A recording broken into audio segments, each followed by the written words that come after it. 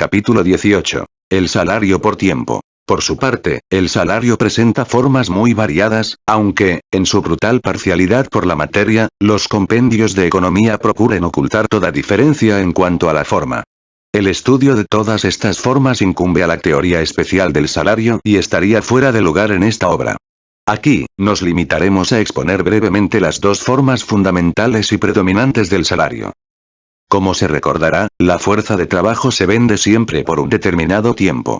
Por tanto, la forma transfigurada en que se presenta diariamente el valor diario, semanal, etc., de la fuerza de trabajo es el del salario por tiempo, es decir, por días, etc. Ante todo, hay que observar que las leyes sobre el cambio de magnitudes del precio de la fuerza de trabajo y la plusvalía, expuestas en el capítulo 15, se convierten, mediante simples cambios de forma, en leyes del salario. La diferencia entre el valor de cambio de la fuerza de trabajo y la masa de medios de vida en que se invierte este valor, se presenta también aquí como diferencia entre el salario nominal y el salario real. Sería inútil repetir a propósito de las formas o manifestaciones exteriores lo que hubimos de exponer ya al hablar de la forma sustancial. Nos limitaremos, por tanto, a destacar unos cuantos puntos característicos del salario. La suma de dinero que el obrero percibe por su trabajo diario, semanal, etc., forma la cuantía de su salario nominal, o sea, del salario calculado sin arreglo al valor. Pero es evidente que, según la duración de la jornada de trabajo, y, por tanto, según la cantidad de trabajo diariamente suministrada por él, el mismo jornal diario, semanal, etc., puede representar un precio del trabajo muy diverso, es decir, cantidades de dinero muy distintas para la misma cantidad de trabajo.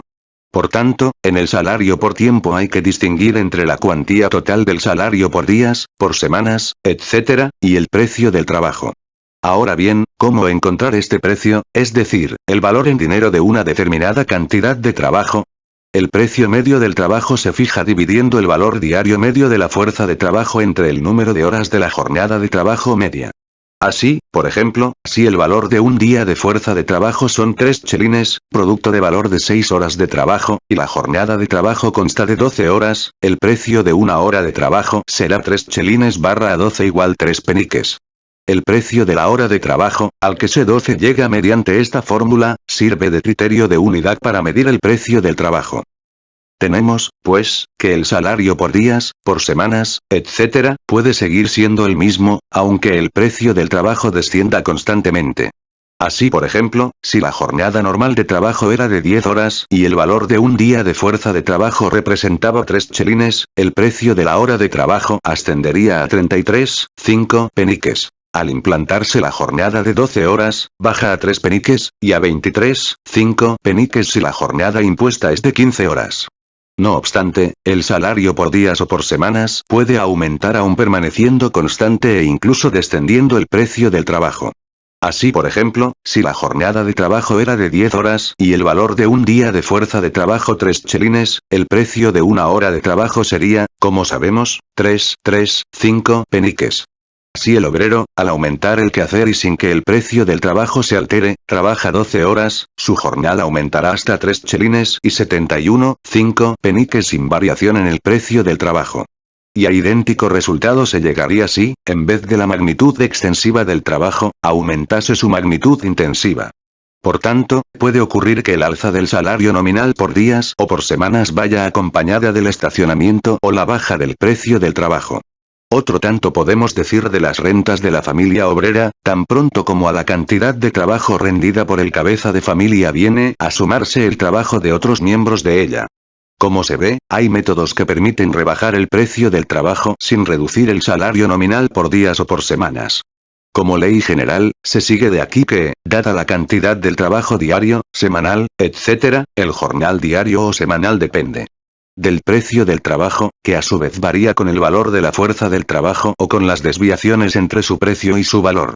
Por el contrario, dado el precio del trabajo, el jornal diario o semanal depende de la cantidad del trabajo rendido por días o por semanas. La unidad de medida del salario por tiempo, o sea, el precio de la hora de trabajo, es el resultado de la división del valor de un día de fuerza de trabajo por el número de horas de la jornada de trabajo normal. Supongamos que ésta sea de 12 horas, el valor de un día de fuerza de trabajo 3 chelines y el producto de valor 6 horas de trabajo. En estas condiciones, el precio de la hora de trabajo serán 3 peniques y su producto de valor 6 peniques. Ahora bien, si el obrero trabaja menos de 12 horas al día, o menos de 6 días a la semana, si por ejemplo solo trabaja 6 u 8 horas en la jornada, solo percibirá, suponiendo que se mantenga este precio del trabajo, 2 o 1,2 chelines de jornal. Como, según el supuesto de que partimos, tiene que trabajar por término medio 6 horas diarias para producir un salario equivalente al valor de su fuerza de trabajo, y como, siempre según nuestro supuesto, de cada hora que trabaja media lo hace para sí y media para el capitalista, es evidente que no podrá arrancar el producto del valor de 6 horas trabajando menos de 12. Más arriba pudimos comprobar las consecuencias funestas de exceso de trabajo. Aquí, se pone al desnudo la raíz de las penalidades que supone para el obrero el trabajar menos de lo normal. Si el salario por hora se fija de tal modo que el capitalista no se comprometa a pagar al obrero el jornal de un día o de una semana, sino solamente el de las horas que trabaje, es decir, el de las horas que le ponga a trabajar según su capricho, podrá ocurrir que le tenga trabajando menos tiempo del que se toma como base originaria para calcular el salario por horas o la unidad de medida del precio del trabajo. Y como esta unidad de medida se determina por la relación valor de un día de fuerza de trabajo dividido entre jornada de trabajo de un determinado número de horas, pierde, naturalmente, toda razón de ser, a partir del momento en que la jornada de trabajo deje de contar un determinado número de horas. Queda rota la trabazón entre el trabajo pagado y el trabajo no retribuido. El capitalista puede ahora exprimir al obrero una determinada cantidad de plus trabajo sin concederle el tiempo de trabajo necesario para su sustento. Puede destruir todo ritmo regular del trabajo y hacer que el trabajo más abrumador alterne, conforme a su comodidad, su capricho o su interés momentáneo con la desocupación relativa o absoluta. Puede, bajo pretexto de abonar el precio normal del trabajo, alargar la jornada de trabajo en proporciones anormales, sin darle al obrero la adecuada compensación. De aquí la rebelión, absolutamente racional, de los obreros del ramo de construcción de Londres, 1660, contra la tentativa capitalista de imponerles el sistema de salario por horas. La limitación legal de la jornada de trabajo pone coto a estos abusos, aunque no, naturalmente, al paro parcial que brota de la concurrencia de la maquinaria, de los cambios en cuanto a la calidad de los obreros empleados y de las crisis parciales y generales. Al aumentar el salario diario o semanal puede ocurrir que el precio del trabajo permanezca nominalmente constante y que, sin embargo, su nivel nominal baje. Así acontece siempre que, no alterándose el precio del trabajo o de la hora de trabajo, la jornada de trabajo se prolonga, rebasando su duración normal. Si en el quebrado valor diario de la fuerza de trabajo dividido entre jornada de trabajo, el denominador aumenta, aumentará todavía más el numerador. El valor de la fuerza de trabajo, su desgaste, aumenta al aumentar el tiempo durante el cual funciona y en proporción mayor que este. Por eso, en muchas ramas industriales en las que impera el régimen del salario por tiempo sin que la ley limite la jornada de trabajo, se ha creado por impulso natural la costumbre de no considerar como normal la jornada de trabajo a partir de un cierto límite, por ejemplo 10 horas, normal working clay, de day's work, de regular hours of work. Rebasado este límite, el tiempo de trabajo se considera tiempo extra, overtime, y tomando la hora como unidad de medida, se le paga al obrero por una tarifa superior, extra pay, aunque en proporción ridículamente pequeña, por lo general así ocurría, por ejemplo, en la manufactura de estampados de alfombras antes de aplicársele últimamente la ley Fabril. Trabajábamos sin guardar descanso para comer. La jornada diaria de 10 horas y media se terminaba a las 4:30 de la tarde. El resto eran horas extraordinarias. Estas no terminaban casi nunca hasta las 8 de la noche, y todo el año trabajábamos horas extraordinarias. Declaración de Mr. Smith & Child. Empl. Com. Y Rep. P. 125. El incremento del precio del trabajo al prolongarse la jornada por encima de cierto límite normal presenta en diversas ramas industriales inglesas la modalidad de que el bajo tipo de cotización del trabajo durante la llamada jornada normal obliga al obrero a trabajar las horas extraordinarias, mejor pagadas, si quiere obtener un salario remunerador. La limitación legal de la jornada de trabajo pone coto a estos excesos. Todo el mundo sabe que, cuanto mayor es la jornada de trabajo en una rama industrial, más bajos son los salarios.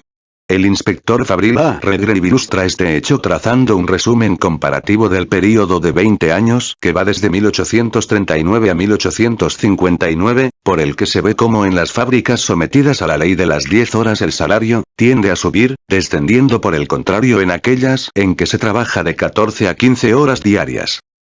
De la ley según la cual dado el precio del trabajo, el salario diario o semanal depende de la cantidad de trabajo rendido, se sigue, ante todo, que, cuanto menor sea el precio del trabajo mayor deberá ser la cantidad de trabajo suministrado y más larga la jornada de trabajo, si el obrero quiere percibir un salario medio suficiente para no morirse de hambre.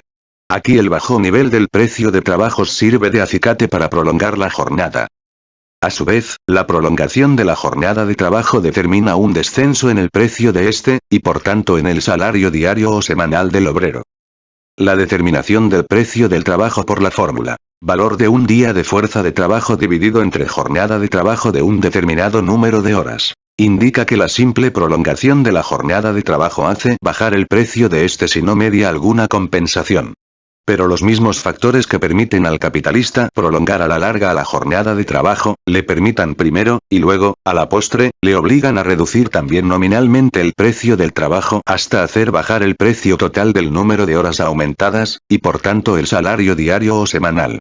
Aquí nos referimos solamente a dos factores. Si un obrero realiza el trabajo de un obrero y medio o de dos obreros, la afluencia de trabajo aumentará, aunque la afluencia de las fuerzas de trabajo que se encuentra en el mercado permanezca constante.